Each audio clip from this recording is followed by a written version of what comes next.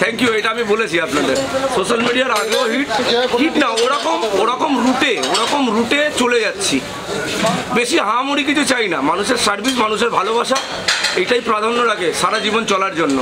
এইটাই তো অনেক গুরুত্বপূর্ণ। মাথা উঁচু করে বাঁচবো, সমাজে থাকবো, ভালো মন্দটা নেবো, এরমভাবেই থাকতে চাই। ঝামেলা ঝাঁটিতে আমরা নেই দাদা, আমরা খুব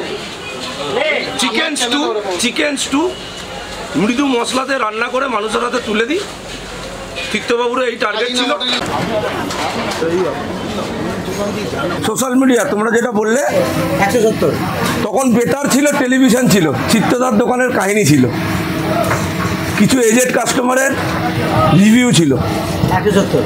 আর এখন তো যুগ ভাই, আমাদের তো পা মেলাতেই হবে। অতএব এটা নিয়ে আমি খারাপ মন্তব্য যাইনি, কিন্তু ওনাদের রিভিউটা আমি বললাম, দর্শকদের রিভিউ এবং পাবলিকের রিভিউ সব থেকে বেস্ট হোস্টিং ফর ইউটিউব। আমাদের একটু কুটি কথা, আসলে একটু পড়াশোনা জানা ছেলে, ঘুগনি রুটিটা নিয়ে বেঁচে রয়েছি, ওনার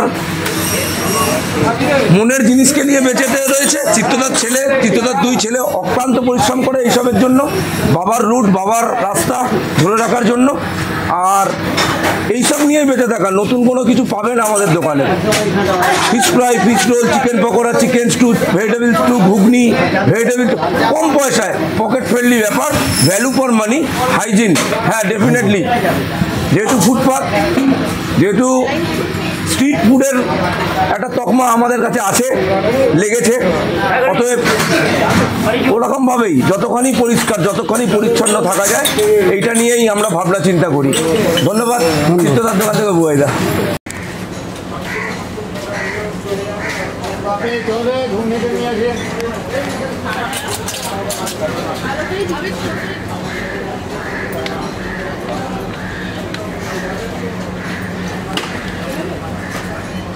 ডায়মন্ড দিয়েছিস?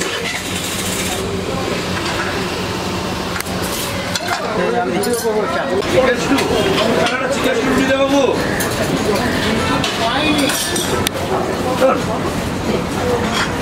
না সত্যি পারে। ম্যাডাম কেমন আছে? ম্যাডাম তো ভালো আছে। ম্যাডাম খুব দুঃখিত যে কত গেস্ট পাঠাতাম গ্র্যান্ড হোটেলে, বাঙালি রেস্টুরেন্ট বললাম ওনাকে। আচ্ছা